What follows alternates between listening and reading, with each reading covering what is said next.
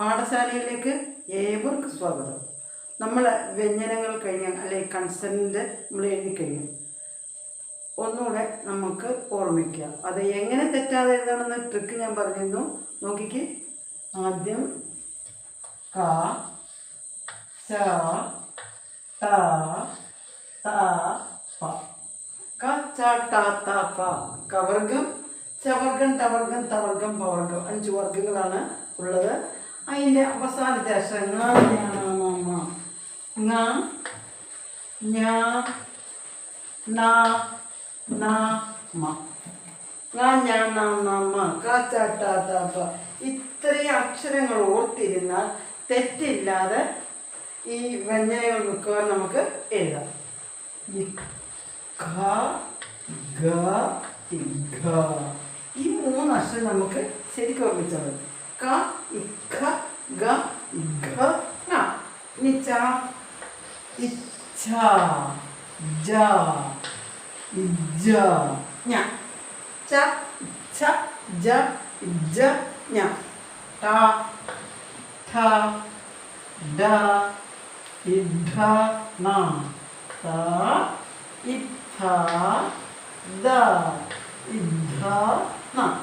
ക ഇഖ ബ ഇഭ മ. ക ച ട ത പ ന ഞ ന മ എന്നിവ ഓർത്ത് വെച്ചാൽ ബാക്കിയുള്ള അക്ഷരങ്ങളൊക്കെ നമുക്ക് എഴുതാം. ക ഇഖ ഗ ഇഘ ന. ച ഇച്ഛ ജ ഇജ ഞ. ട ഇഠ ദ ഇഢ ന. ത ഇത്ഥ ദ ഇഢ ന. പ ഇഭ ബ ഇഭ മ. ഇത്ര 25 കൺസണന്റ് നമ്മൾ എഴുതി കഴിഞ്ഞു. 25 കൺസണന്റ് നമ്മൾ എഴുതി കഴിഞ്ഞു. 5 വർഗ്ഗാക്ഷരങ്ങൾ കഴിഞ്ഞ് 25 അക്ഷരം നമ്മൾ പഠിച്ചു കഴിഞ്ഞു. എങ്ങനെ എഴുതുന്നതെന്ന് പഠിച്ചു, അതിൻ്റെ ട്രിക്കും പഠിച്ചു. ഇനി യ ര ല വ ശ ഷ സ ഹ ല ഴ റ. ശായും ഷായും സായും എല്ലാവർക്കും തെറ്റാറുണ്ട്. ശരിക്കും പഠിക്കുക. ശ പശ പശു ആശ കീശ മീശ ശ ശ ഷ വിഷം വിഷു കഷായം സുഷമ സുഷിര ഷ സ സാരി സീത സവിത സർഗം അങ്ങനെ സ ഷ സ ശ ഷ സ ഹ ല ഴ റ. ഇത്രയും പഠിച്ചു കഴിഞ്ഞ് നമുക്കിനി 15 സ്വരങ്ങൾ നമ്മൾ പഠിച്ചു. എ അ ആ ഇ ഈ ഉ ഉ. ആ സ്വരങ്ങളുടെ ചിഹ്നങ്ങൾ ചേർത്താൽ എങ്ങനെ ഉച്ചരിക്കാം, എങ്ങനെ എഴുതണം എന്ന് നമ്മൾ പഠിക്കാൻ പോവാൻ. എല്ലാവർക്കും തെറ്റുന്ന ഒരു സ്ഥലമാണിത്. അ ആ ഇ ഈ ഉ ഉ അങ്ങനെയുള്ള സ്വരങ്ങൾ 15 സ്വരങ്ങളുടെ ചിഹ്നങ്ങൾ ചേർത്ത് എങ്ങനെ വ്യഞ്ജനങ്ങളെ കൂട്ടിച്ചേർക്കാമെന്ന് നമുക്ക് പഠിക്കാം. ഓക്കെ. ഈ ആ എന്ന സ്വരം എല്ലാ അക്ഷരത്തിൻ്റെ കൂടെ അടങ്ങിയിട്ടുണ്ട്. നമ്മൾ പ എന്ന് പറയുമ്പോൾ പ പ്ലസ് ആയാണ് പ. പ. ത എന്ന് പറയുമ്പോൾ ത പ്ലസ് ആ ആണ് പ. പറഞ്ഞ് അവസാനിക്കുമ്പോൾ ആയിലാണ് അവസാനിക്കുന്നത്. ത പ ല റ സ മ അങ്ങനെ അവസാനിക്കുന്ന ആ സ്വരത്തിനെയാണ്, ആ സ്വരമാണ് ആ. അപ്പോൾ ആക്ക് പ്രത്യേക ചിഹ്നങ്ങളില്ല. ഇനി ആ നോക്കിയേ. ആ എന്ന സ്വരം ആ കഴിഞ്ഞു. ആ ഇതിൻ്റെ ചിഹ്നം നമ്മൾ സി തിരിച്ചിടുന്ന പോലെ ഇത് ദീർഘം എന്നറിയപ്പെടുന്നു. ദീർഘം. ആയുടെ ചിഹ്നമാണ് ദീർഘം. ഏതൊരു അക്ഷരത്തിൻ്റെ തൊട്ടടുത്ത് ഈ ദീർഘമുണ്ടോ ആ അക്ഷരത്തിനെ ആ ചേർത്ത് പറയണം. ഉദാഹരണം ക ഖ ഗ ഇഘ ന ച ഇച്ഛ ഛ ജ ജ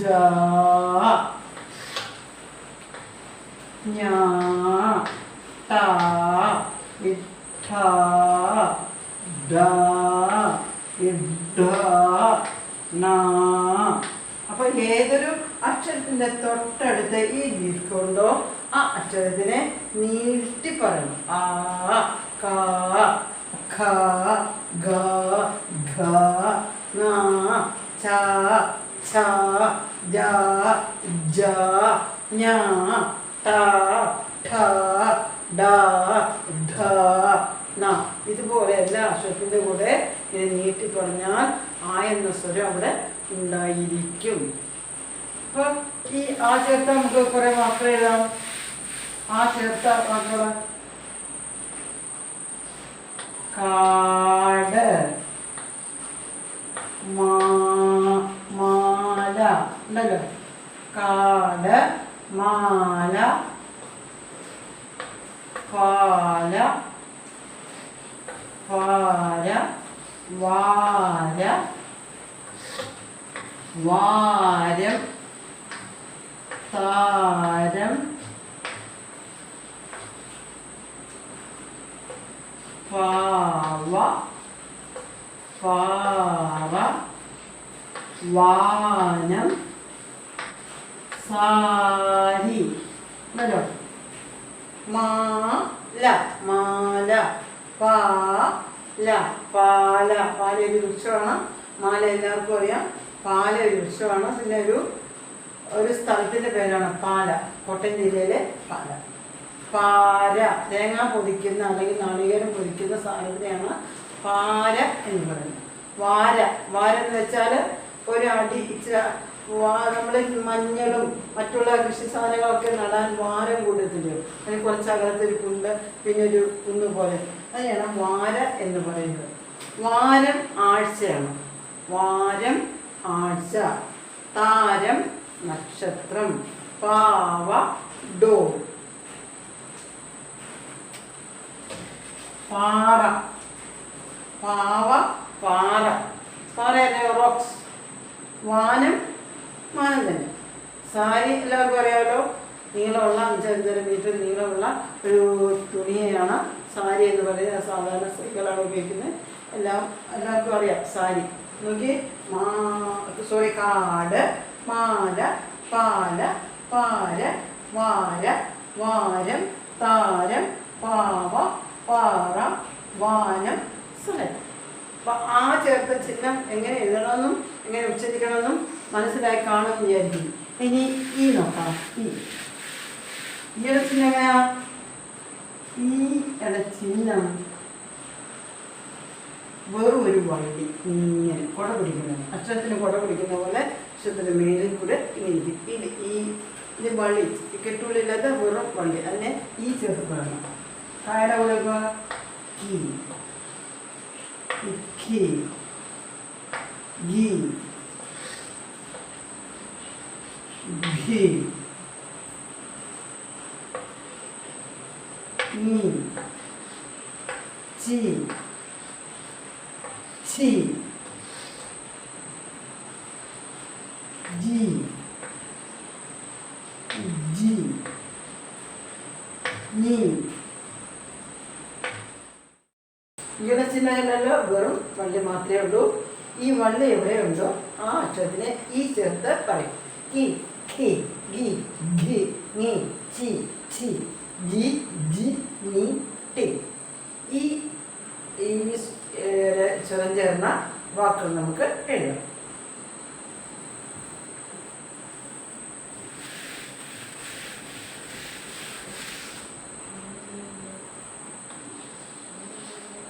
കിളി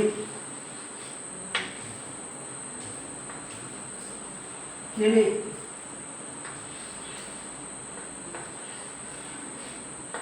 തളിര് ചിരി തിര മിതം നിശ, ശശി, മിനി, പിടി, ചട്ടി, കട്ടി,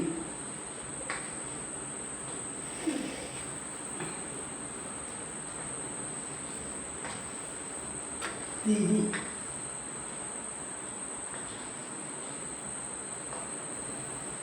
മിനി,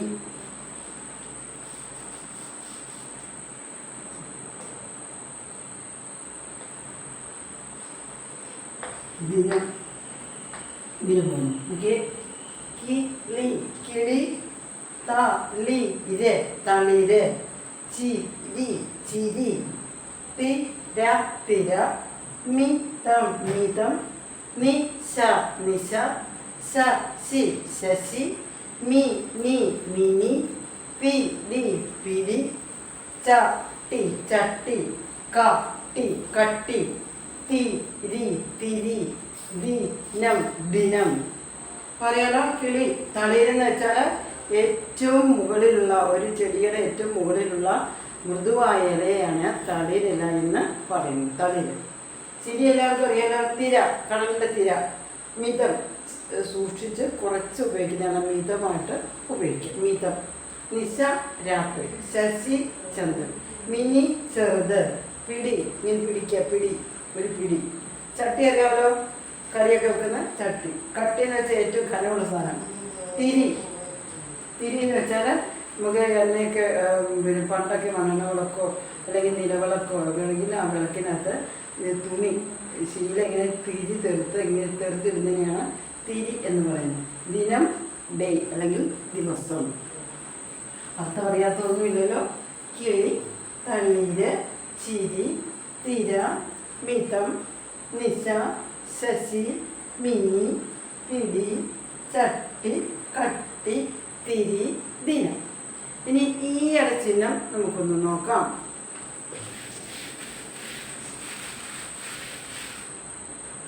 ഈ അടച്ചിഹ്നം ഇതിന് തന്നെ ഇരട്ട ദീർഘം എന്നാണ് പറയുന്നത്. ഇതിൻ്റെ ചിഹ്നം ചുറ്റിക്കെട്ടി വള്ളി. എവിടെ ഒരക്ഷരത്തിന് മുകളിൽ ഈ ചുറ്റിക്കെട്ടി വള്ളിയുണ്ടോ അതിനെ ഈ ചേർത്ത് പറയും. ഈ, ഹി, ഗി, ഘി, ങി, ചി, ചി,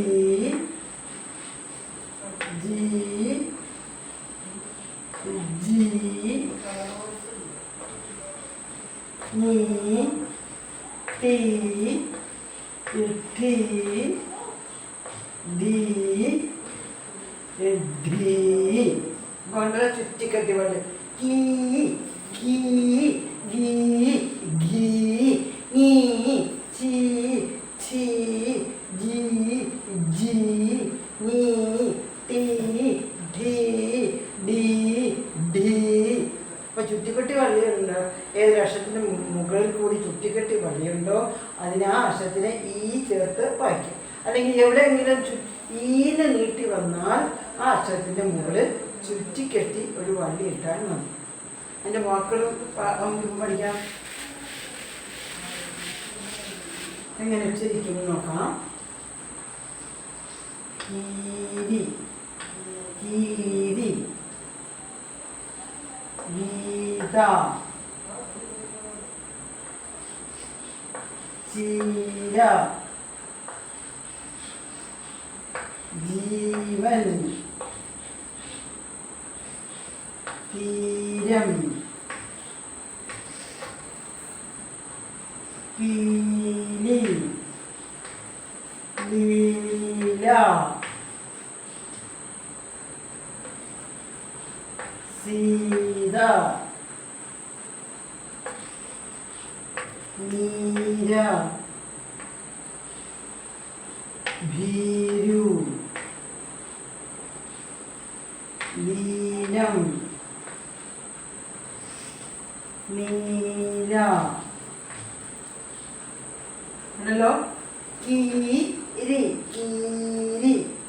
ഗീത ഗീത. ചീര ചീര. ജീവൻ ജീവൻ. തീരം തീരം. പീലി പീലി. ലീല ലീല. സീത സീത. മീര മീര. ഭീരു ഭീരു. ദീനം ദീനം. നീല നീല. മനസ്സിലാക്കി കാണുമെന്ന് വിചാരിക്കുന്നു. നമുക്കിപ്പോൾ വൈൻഡപ്പ് ചെയ്യാം. അടുത്ത ക്ലാസ്സിൽ കാണാം. ബൈ.